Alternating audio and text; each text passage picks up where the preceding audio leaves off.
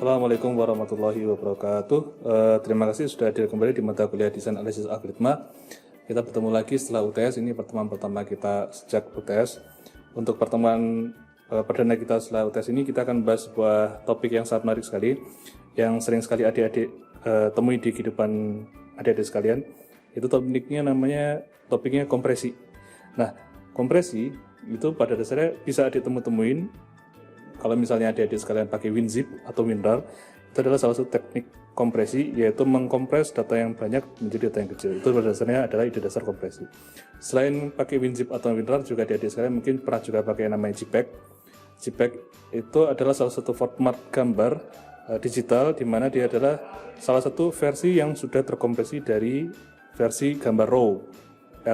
RAW itu masih murni, belum ada kompresi. Contohnya adalah seperti BMP. Nah, kita akan ada dua pertemuan. Untuk pertemuan pertama ini kita akan bahas yang topiknya berhubungan sama kompresi yang judulnya lossless. Selanjutnya, pertemuan selanjutnya kita akan bahas tentang teknik kompresi yang judulnya adalah lossy. Jadi kompresi itu terbagi menjadi dua hal secara garis besar: lossless,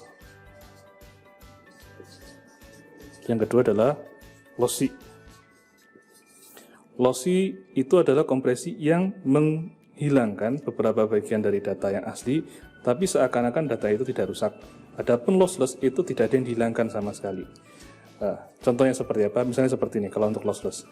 Untuk lossless ya, ini saya sebut sebagai tipe kompresi A, ini tipe kompresi B. Kalau lossless, misal saya punya 1000 kecap misalnya. Saya masukkan ke dalam truk. Truknya namanya truk A. Truk A ini mengkompresi 1000 kecap ini. Nah, si 1000 kecap ini misalnya ukuran aslinya adalah tingginya 1 meter ketika saya tepuk-tepuk. Saya masukin ke truk A, setelah dikompres ternyata hasilnya jadi 0,5 meter, alias dia berkurang setengahnya. Setelah saya anterin ke tempat tujuan, si truk ini membuka kembali isi kecap yang tadi sudah dikompres, digelondongkan lagi menjadi 1 meter lagi dengan 1000 kecap. Nah, inputnya 1000 kecap, outputnya 1000 kecap, nggak ada yang rusak, nggak ada yang cacat dan sebagainya. Itu kita sebut sebagai teknik kompresi lossless, jadi nggak ada yang cacat. Adapun lossy, kalau lossy ini ada yang cacat. Misalnya saya punya 1000 kecap. 1000 kecap. Yang tingginya sebetulnya 1 meter kalau saya tepuk-tepuk. Sebelum saya masukin ke truk B, 1000 kecap ini saya masukin dulu ke dalam galon. Saya tuangin dulu ke dalam galon, terus saya masukin ke dalam mesin kompresi. Yang kalau saya kompres, itu ternyata jadinya 0,5 meter misalnya, tingginya. Tapi setelah panjang proses saya mengkompresi dalam memindahkan kecap ke dalam galon dan sebagainya, itu ada proses di mana kecap-kecapnya pada berhamburan, ada yang tumpah sedikit-sedikit itu.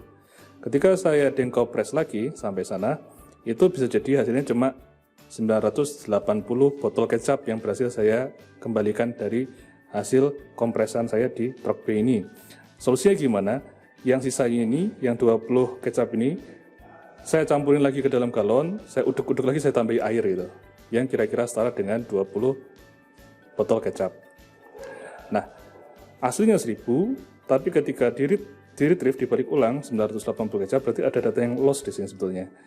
Tapi hasilnya ini 1000 kecap yang baru ini, walaupun sudah terencerkan sama air, itu kalau dirasain juga rasanya masih gak beda jauh sama yang asli. Nah, itu kita sebut sebagai kompresi lossy. Oke, hari ini kita akan belajar yang untuk lossless, yaitu satu jenis algoritma untuk pengkompresian teks namanya LZ77. Jadi ada algoritma LZ77, juga ada algoritma LZ78, ada juga LZWeb, macam-macam. Ada LZ77, LZ78, juga ada LZWeb. LZW itu pada dasarnya satu family juga sama LZ77. Di sini saya nggak akan strik-strik amat tentang algoritma ini, karena saya harapkan juga nanti kalian setelah lulus mata kuliah ini bisa mengembangkan satu jenis algoritma tersendiri juga yang berhubungan sama kompresi. Ini sederhana sekali modelnya. Misal ya, saya punya kalimatnya. Bunyinya adalah, ini Bapak Budi, misalnya. Kemudian, ini Bapak Budi, Bapak sedang keluar. Saya punya kalimat ini, Bapak Budi, Bapak sedang keluar. Nah, LZ77 itu pada dasarnya mempunyai prinsip yang berulang, itu kita ulangkan dengan teknik lebih sederhana. Yang berulang di sini, kalau adik-adik lihat sekalian, itu adalah bagian sini. Bapak dan spasi. BA, PA, sama K. Berulang di mana? Berulangnya di bagian bawah sini. BA, PAK. BA, PA, K, spasi. Jadi bagian ini sama ini itu berulang. Nah, kompresi LZ77 family ini, itu cara untuk melakukan kompresinya itu sederhana sekali. Pertama kita siapin dulu yang namanya pointer. Pointer, kita sebut aja pointer ini kayak gini modelnya. Pointer ini, itu ukurannya 16 bit. 16 bit. Nah, 16 bit ini itu bisa kita bagi sesuka hati kita. Kita akan bagi menjadi dua, pada dasarnya kita bagi menjadi dua bagian, tapi ukurannya sesuka hati kita. Bisa yang sebelah kiri ini 10 bit, sebelah belakangnya 6 bit, atau sebelah kirinya 6 bit, atau sebelah kanannya 10 bit, atau sebelah kirinya 2 bit, sebelah kanannya 14 bit. Suka-suka, tapi tergantung kondisi. Nah, ini gimana cara kerjanya? Yang ini itu saya sebut sebagai pointer A misalnya, yang bagian A ini. Kemudian pointer yang bagian belakang ini saya sebut sebagai B. Jadi kita akan bagi dua bagian, A sama B. A ini merujuk apa? A ini merujuk pada berapa loncatan ke belakang. Kalau B merujuk pada berapa gerakan ke depan. Nah, kita coba hitung bareng-bareng ya. Dari Bapak ini. Anggap aja ini antara koma sama sini tidak ada spasinya ya. Antara koma sama sini. Langsung koma, langsung B gitu. Anggap aja seperti itu. Dari Bapak yang sebelah bawah ini ke Bapak yang sebelah atas ini, ada berapa loncatan ke belakang? Kita akan coba hitung bareng-bareng. 1, 2, 3, 4, 5, 6, 7, 8, 9, 10, 11.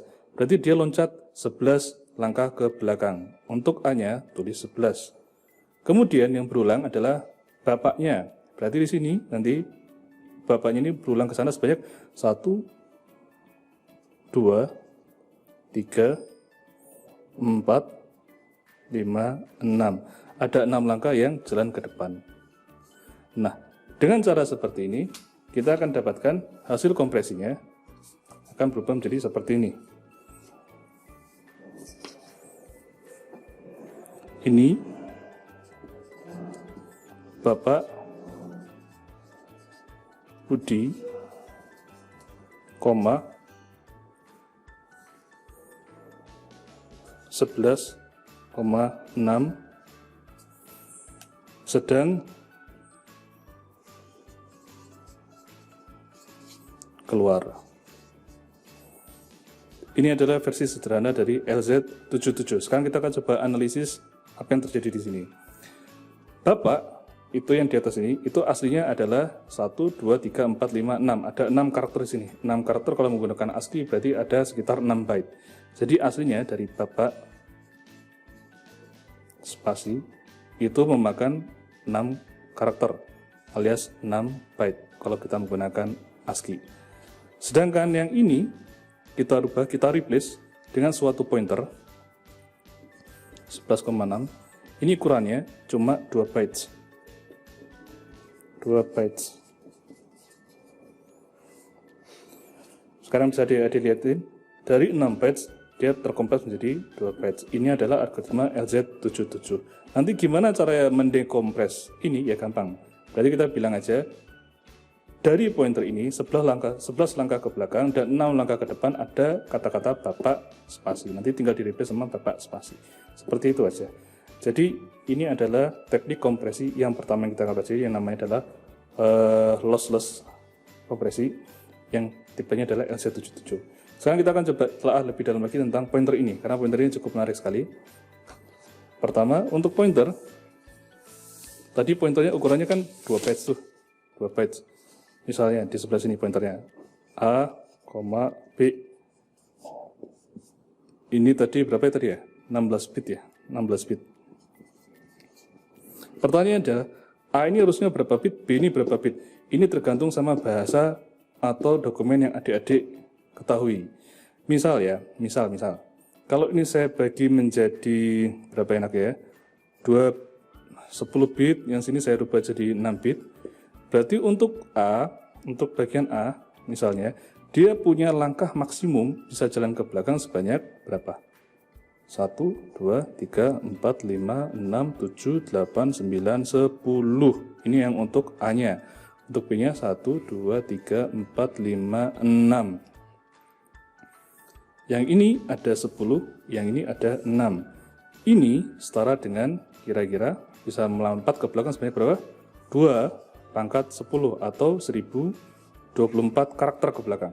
Jadi kalau kita desain pointernya ini, pointer A ini sebagai 10 bit, maka sebetulnya dia bisa melompat ke belakang, bisa mencari kata ke belakang yang berulang sampai 1024 langkah ke belakang.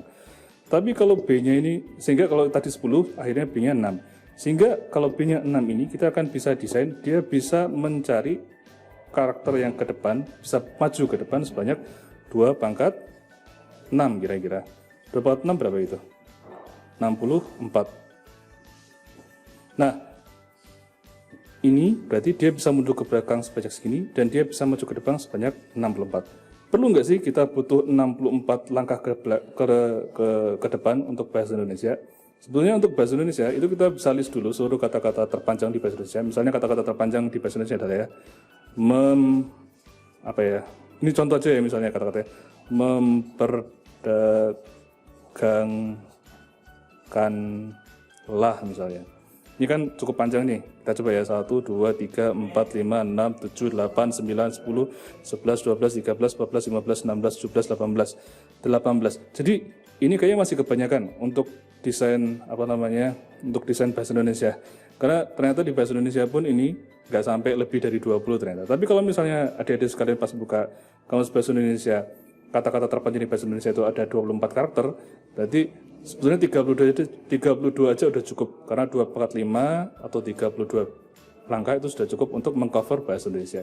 Bagaimana dengan bahasa lain? Bahasa lain beda-beda lagi. Misalnya kalau kita menggunakan bahasa Cina, bahasa Cina otomatis ntar agak beda lagi, karena bahasa Cina nggak akan sepanjang kayak gini.